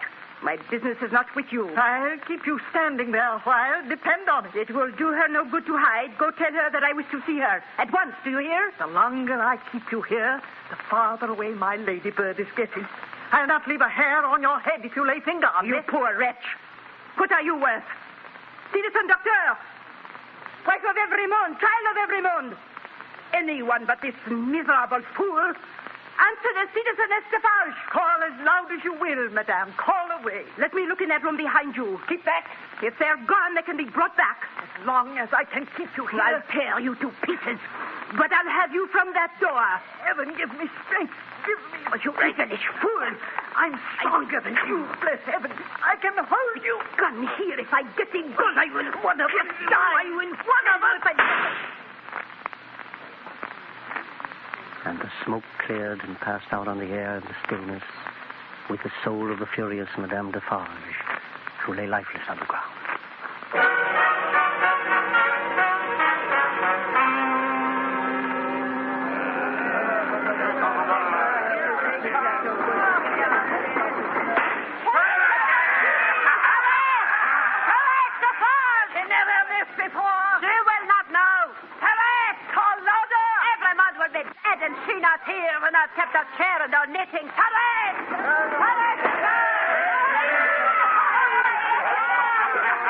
Stand here with your back to it. Don't walk. It is only because of you that I am calm. I feel heaven pinch with me.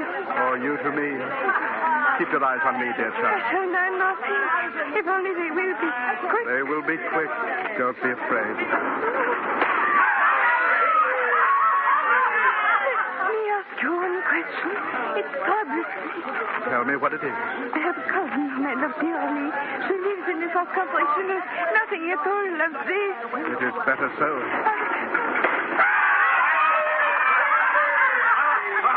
What I have been thinking, if the Republic does good for the poor, if they are not hungry anymore, she may live a long time. What then, gentle sister? Do you think it will be long while I wait for her in heaven? It cannot be. There is no time there, and no trouble.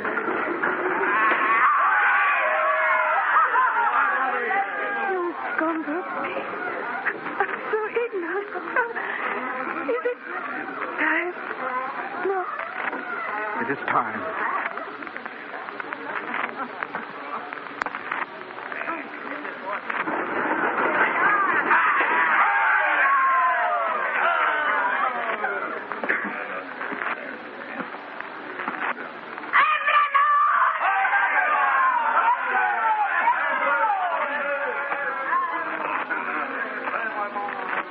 I am the resurrection and the life, saith the Lord. He that believeth in me, though he were dead, yet shall he live. And whosoever liveth and believeth in me shall never die. It is a far, far better thing I do than I have ever done. It is a far, far better rest I go to than I have ever known.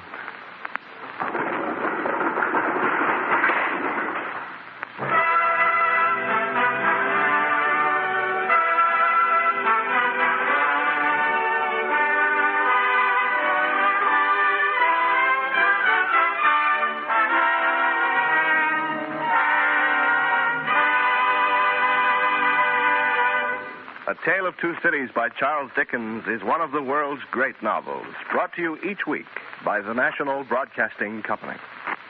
Listen next week to a special Christmas presentation of the radio play A Child is Born by Stephen Vincent Benet. To enhance your enjoyment of this series, we recommend the Handbook of the World's Great Novels, which you may obtain by sending 25 cents to World's Great Novels, Post Office Box 30, Station J, New York 27, New York. That's Post Office Box 30, Station J, New York 27.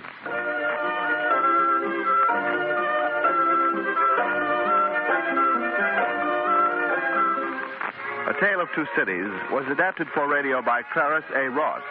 The music was composed by Dick Shores, and the orchestra was directed by Bernard Berquist. The entire production was under the direction of Homer Heck. Jonathan Hall was featured as Sydney Carton. The role of Dr. Manette was played by Maurice Copeland. Charles Darnay by Ken Nordine. Defarge by Ken Griffin. Madame Defarge by René Rodier. Pross by Hope Summers. Laurie by Jess Pugh. The Marquis by Sid Breeze. The Peasant Boy by Charles Mountain. The Seamstress by Martha McCain, Farsad by Ted Liss, The Peasant Girl by Geraldine Kay, The President of the Court by Boris Eplon, and the narration by Sherman Marks. This is John Conrad. This program comes to you from Chicago and is a presentation of the National Broadcasting Company and its affiliated independent station. This is NBC, the National Broadcasting Company.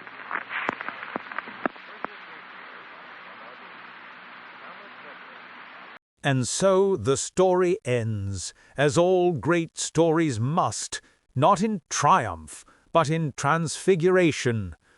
Dickens understood what modern man often forgets, that the worst of times cannot destroy the best in us, and that even at the foot of the guillotine, grace can still descend like a dove.